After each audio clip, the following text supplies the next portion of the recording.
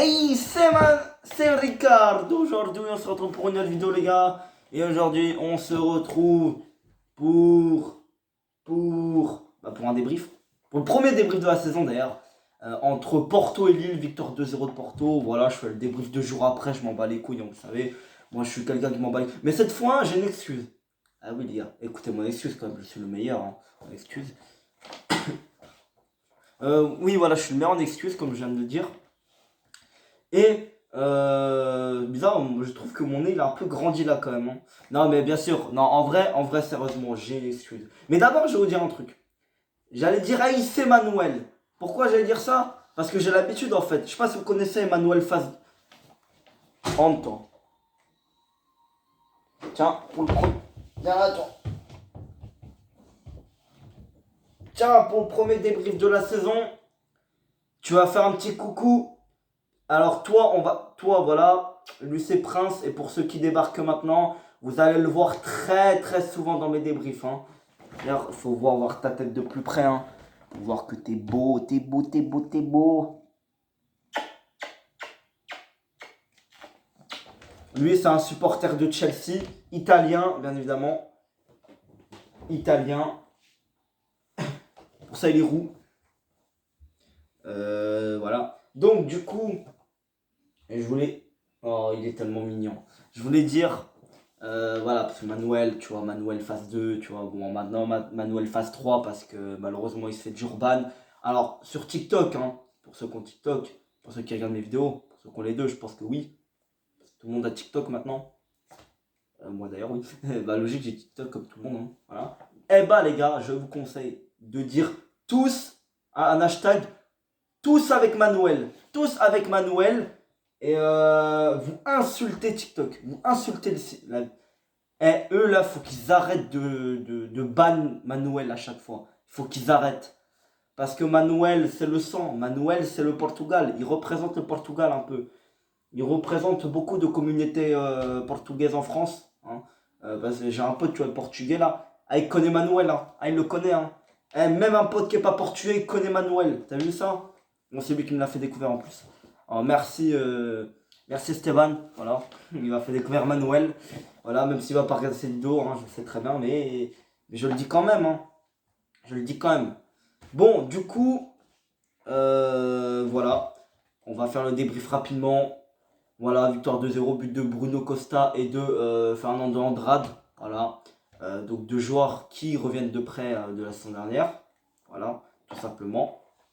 Donc, je suis content pour eux qu'ils aient marqué, surtout eux, hein. J'espère qu'ils arriveront à se faire une place à Porto. Les gars, après, il y a un petit coup de gueule que je vais passer rapidement, vite fait. Parce que j'en ai marre, en fait. J'en ai marre, clairement, j'en ai marre. Il y en a, c'est justifié, il y en a, c'est pas justifié, les gars. Et j'en ai déjà parlé, en plus, en fin de saison dernière. Donc, du coup, bon, après, même si c'est, voilà, c'est pas ouf, hein, mais voilà. Bon, victoire 2-0, j'ai vu beaucoup de bonnes choses sur le terrain. J'ai vu les débuts officiels, hein, parce que oui, les matchs de préparation dans le centre d'entraînement, c'est pas des matchs officiels, hein. C'est pas, voilà, c'est pas des matchs qui sont très reconnus. Donc on a vu réellement le premier match de Pépé sur un vrai terrain, voilà. Oui, parce que pour moi, c'est considéré les matchs de préparation qu'ils font là dans le centre d'entraînement, c'est pas des vrais matchs, hein. C'est des matchs d'entraînement, hein. Ça, c'est le premier match amical officiel, d'accord? Faut pas se tromper, hein, les gars. D'accord? Bon, du coup, on a gagné. Voilà. Pépé qui. J'ai pas trop. Il a fait un match exceptionnel. Voilà. On voit qu'il a quand même une belle qualité technique. Voilà. On le voit quand même, hein. Mais il n'a pas fait des choses ouf sur le terrain. Après, voilà, c'est le début. Faut attendre. Faut attendre. Puis c'est pas un match officiel. Donc, tu veux que Pépé il fasse quoi? Qu'il donne toute sa vie? Non. Voilà. Personne n'a donné toute sa vie. Pourtant, je trouve qu'il y a des joueurs qui ont été très intéressants, même des joueurs que j'ai insultés l'année dernière, comme Diogo Costa. Voilà. J'espère que lui va retrouver un niveau, parce que même si c'est une doublure, hein, bien évidemment, Marchesine, ça reste le numéro 1, bien évidemment. Bah, Diogo Costa, il a fait un bon match. Il a fait des sorties dans de la surface, comme Manuel Neuer, ou peut-être pas comme Manuel Neuer, mais vous avez compris. Quand Lille, ils ont eu des contre-attaques, quand il y a eu des balles en profondeur, Diogo Costa, il est arrivé à temps, il a fait des bonnes sorties, des sorties qui ont servi. des bonnes sorties. Il n'a pas fait ça sur un coup de tête. Il a clairement réfléchi, il l'a fait et il a réussi. Et il a fait des bons arrêts aussi, clairement. Je trouve que Diogo Costa, il a fait un très bon match, voilà. Tout simplement. Et ça a le mérite d'être dit. Bon, on a aussi un bon match, je trouve, de Otavio. Un très bon match d'Otavio. Un très bon match de Taremi. Un très bon match de Sergio Oliveira. Voilà, tout simplement.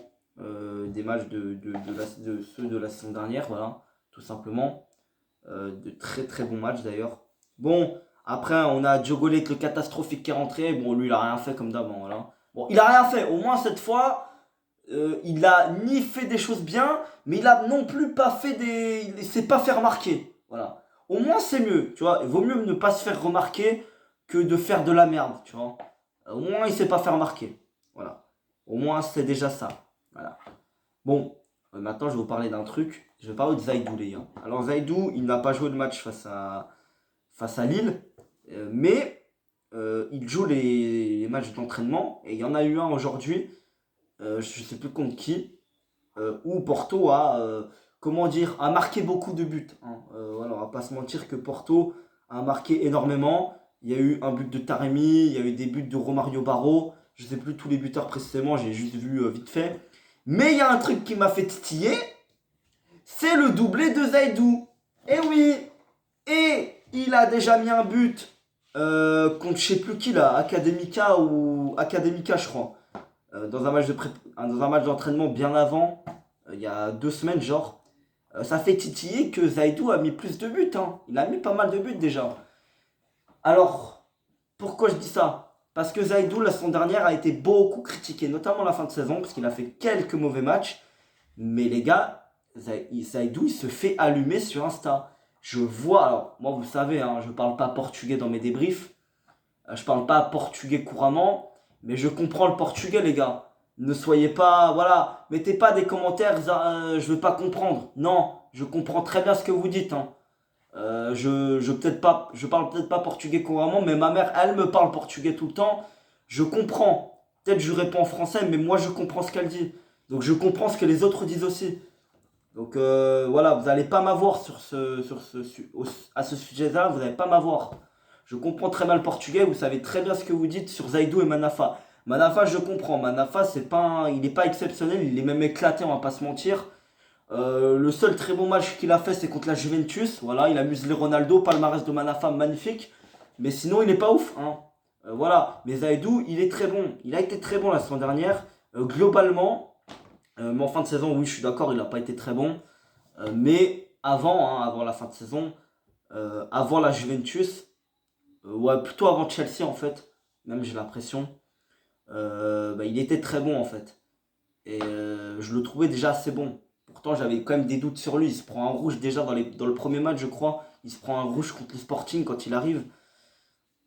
C'est pas ouf, mais j'avais quelques doutes sur lui. Mais finalement, je l'ai trouvé assez bon. Même, non, je crois le premier match, il a été assez bon, hein. À part le rouge qui s'est pris, il avait été assez bon. Je me rappelle, j'avais mis dans mes tops, je crois, en plus. Zaidou. J'avais fait une mention, en tout cas, sur lui, c'est sûr. Il faudrait que j'aille revoir le débrief. Mais il me semble, oui, je l'avais mis dans mes tops, hein, Zaidou. Pour le Sporting, en même temps, il n'y a pas beaucoup de monde qui était bon contre le Sporting. J'avais fait un coup de gueule, voilà. Clairement. Parce que j'en avais marre, en fait, ce jour-là, voilà. Comme tous les jours, en fait, voilà, tout simplement. Bon, du coup, Zaidou met un doublé. Je suis d'accord, vu comment on les a humiliés, à mon avis, c'était une équipe éclatée au sol, hein. Voilà. Une équipe qui s'est proposée pour qu'on fasse un match d'entraînement. C'était même les habitants de Porto, tu vois. Tranquille. Demain, les gars, match contre la Roma. Eh ouais, match contre la Roma demain.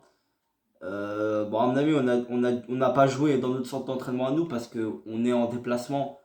Je sais pas si on va toujours jouer au stade de Algarve contre la Roma, j'en sais rien. Il faudrait que j'aille voir dans quel stade on va jouer. Mais on a joué dans un autre centre d'entraînement contre l'équipe locale, je pense. Voilà. Qui était éclaté au sol, du coup. Je pense. Bon.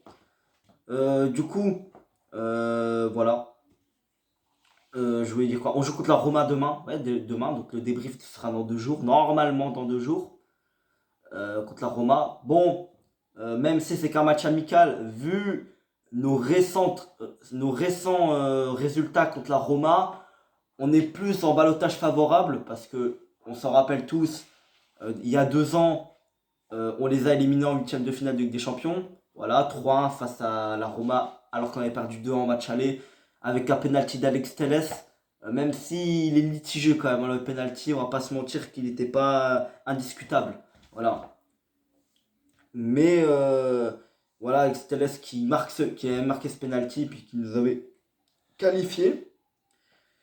Et puis, bah, en 2016, je sais pas si vous vous en rappelez, en tour préliminaire de Ligue des Champions, on avait fini troisième à la saison 2015-2016. À ce moment-là, on était encore 3 clubs portugais maximum qui pouvaient aller en Ligue des Champions. Le premier, c'était Benfica, la saison d'avant, hein. Le deuxième, c'était le Sporting, et le troisième, c'était nous. Je sais, on avait fini bien derrière les 2 premiers. Et d'ailleurs, le Sporting a failli être champion cette saison-là avec Jorge Jesus sur le banc. Je vous rappelle que Jorge Jesus a été sur le banc du Sporting pendant 2 saisons, je crois. 2 ou 3 saisons, je sais plus. Il a été sur le banc du Sporting. 3 saisons, il me semble, hein. Il a été sur le banc du Sporting, 2 ou 3 saisons. 2 saisons de sûr. Et puis on avait fini bien derrière les deux. Mais finalement, Benfica à la fin a été champion. Alors que le Sporting était tout près du titre.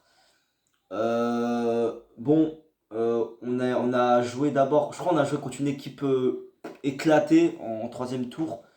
Et après, on a joué contre la Roma en barrage. Ou l'inverse, je sais plus. Je crois que c'est en barrage, hein. C'est bien en barrage qu'on a joué contre la Roma. Ouais, c'est en barrage, hein, parce qu'il y avait déjà l'habillage, vrai habillage Ligue des Champions, au-dessus à gauche. Pas le même qu'aujourd'hui, mais voilà. Le même affichage de score de Ligue des Champions. Et c'est qu'en barrage, généralement, qu'il revient. D'habitude, dans les tours préliminaires, c'est d'autres affichages de score, d'autres affichages. Mais le vrai affichage de Ligue des Champions, c'est en barrage qu'on le retrouve normalement. Et ouais, effectivement, on est en barrage. On avait fait un partout, il me semble, au match aller au Dragon. Et puis, on les a éclatés 3-0 match retour au Stadio Olimpico. Alors, on a mis le. Alors, ceux qui me disent, ouais, mais les gars, ouais, mais vous avez gagné à 11 contre 9. Ouais, mais je peux vous dire aussi que le premier but, on l'a mis à 11 contre 11. Après, effectivement, les 2 autres buts, on les a mis à 11 contre 9. Effectivement. Mais les fautes, déjà, vous les voyez. Les fautes, les fautes, ils sont indiscutables. Le rouge, il est indiscutable sur les 2 fautes. Sur les 2 rouges, ils sont indiscutables. Voilà. Je me rappelle plus de qui a pris la. Qui s'est fait tamponner. Le deuxième, surtout. J'ai vu le résumé il n'y a pas longtemps. Mais le premier but a été inscrit par Marcano. Ou Felipe. Non, Felipe, pardon. Felipe, je me suis trompé. C'est Felipe qui avait marqué le premier but. Le deuxième, tout simplement, Miguel Layún, sur une erreur, le gardien Chesney, qui était à l'époque le gardien de la Roma, il sort de ses cages. Alors lui, Chesney, à chaque fois qu'il... Alors lui, c'est le contre-Neuer, hein. À chaque fois qu'il sort de sa surface de réparation, t'es sûr, l'adversaire, il va marquer. Parce qu'en fait, regardez, je sais pas si vous vous rappelez, Pologne-Sénégal à la Coupe du Monde, sur le deuxième but sénégalais, il sort pareil. T'as Nyang, il va marquer le deuxième but. T'as une erreur, non, je crois que t'as la passe en retrait de merde d'un défenseur polonais. Chesney passe en dessous et bah Nyang il marque tranquillement. Voilà, deuxième but, cage vide. Voilà. Il en a fait quelques-unes hein, d'erreurs comme ça, je me rappelle que de celle-là. Mais alors, celle de Miguel Layún, il passe devant, il contourne Chesney, puis il marque du pied droit. Voilà. Et puis le troisième but, alors lui là, il a enrhumé, je sais plus si c'est Manolas ou quelqu'un d'autre. Il a enrhumé le défenseur. Hop, la droite, gauche, droite. Il marque du pied gauche. Il marque le troisième but. Corona. Voilà. Corona qui avait fait cette année-là sa première saison pleine hein, à Porto. Voilà, il avait fait sa première saison pleine, il me semble. Il me semble que la saison d'avant, il avait juste fait 6 mois, il me semble, hein. Il était revenu de près, il me semble, je sais plus.